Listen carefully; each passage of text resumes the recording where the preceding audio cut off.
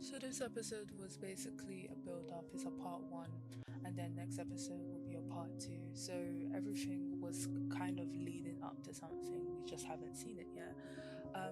But the budget, oh my gosh, they were given. The hairstyles given, the looks given. Anna in my Pinterest board, Sky in my Pinterest board, Zoe's hairstyle, Zoe's look, Zoe's attitude in my Pinterest board immediately. I will have Anna's outfit if it's the last thing I do. That two piece when she was fighting with Ravi, oh, 10 out of 10. This babe really gave what she was supposed to give. And I wasn't even expecting much. Her hair as well. Oh my gosh, that was giving me a lot of vibes. Clearly, we see no repercussions have come to Aaron after he had cheated on Rochelle. It's okay. I'll pray for that babe's recovery. Vivek was so funny this episode. Anything he said, I was just chirping like a bird. Oh my gosh. But then he said that Heidi broke up with him. Huh? What type of ride or die is that? I'm joking. I obviously didn't expect Heidi to be a ride or die, but he said he's got a really good lawyer, so I wish him the best. I really don't want him to go to prison. I'm not interested in that storyline. I want Vivek to shine because that guy makes me giggle. So just as an overview of the episode, they all came to Mexico. Zoe's trying to do a whole group, make it like freshman year, da da da da da, and everyone wants to kind of be by themselves and stuff like that. And Anna just wants to be with her boyfriend. Like Harvey's gonna be here any minute now, so it doesn't really matter. So Zoe's trying to force it regardless, even though these people have told her they don't want to chill with her. She does who's most likely to, right? When it gets to who's most likely to cheat, that argument, I don't know who wrote those lines, but French kiss, because people were saying stuff, even I was like, oh my gosh, I can't believe you said that. Ah, wicked bitch. It was so well written, like I loved it. And Vivek at the end was just so funny.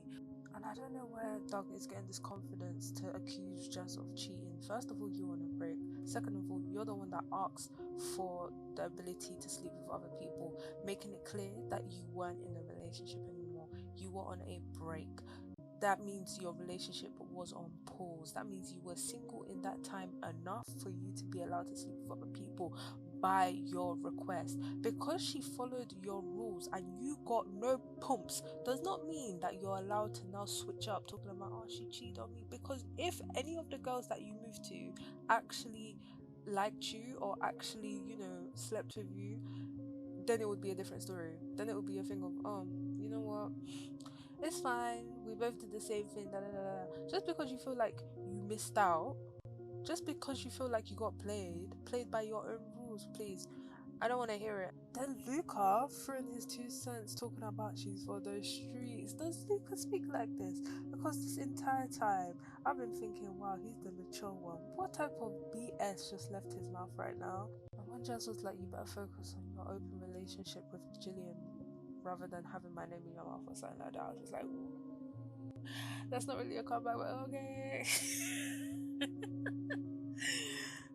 My favorite comeback though was when Anna told Naomi that she was gonna be a single mom. Like that was so out of pocket. And for what? For what? Naomi made a small joke. This woman game for her entire life, and then Zoe kind of had a little. I wouldn't even call it a tantrum. Like the way she spoke to them was very like, oh, okay, sis is acting.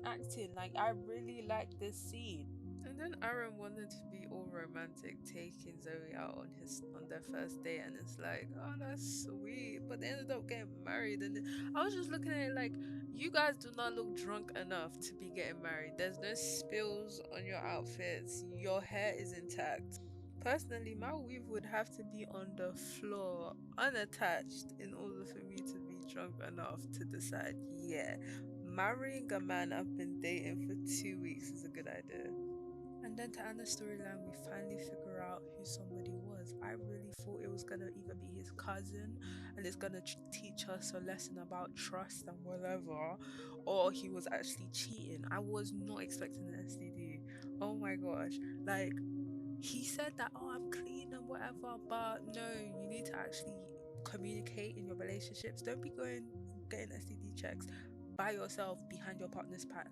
Like, first of all, it's very selfish to do that because the side effects for women are way worse than men. Like, it's fine if she had waited a week for me to get my STD results, and then if I do have them, then I'll tell her. But why didn't you just go together? You know, you're supposed to have trust, all of that. Like, I understand she would have freaked out, but it's better to freak out and like know than for her to for this mess to happen. And then he tried to flip it, talking about, oh, you could have just asked me, like, why are you snooping through my phone? Da, da, da, da, da, da. I'm thinking, first of all, there's no guarantee you would have told the truth. Most people would lie because if the fact that you haven't told her to this point, right? Talking about, oh, I didn't tell you because I knew you would freak out. No, you didn't tell her because, first of all, you're probably embarrassed. Because let's not lie, there's a big stigma behind it. And also, probably be worried that you actually gave her something. So that's probably why you didn't tell her. Because in your mind, it's like, wow, I'm such a bad guy. Like, let me figure this out by myself before I'm honest with my partner. Oh my gosh.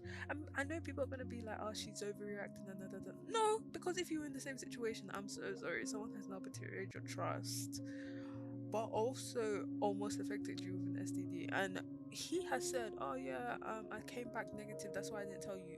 Please, he hasn't shown any evidence of that. You guys need to stop believing men. Like, men will lie.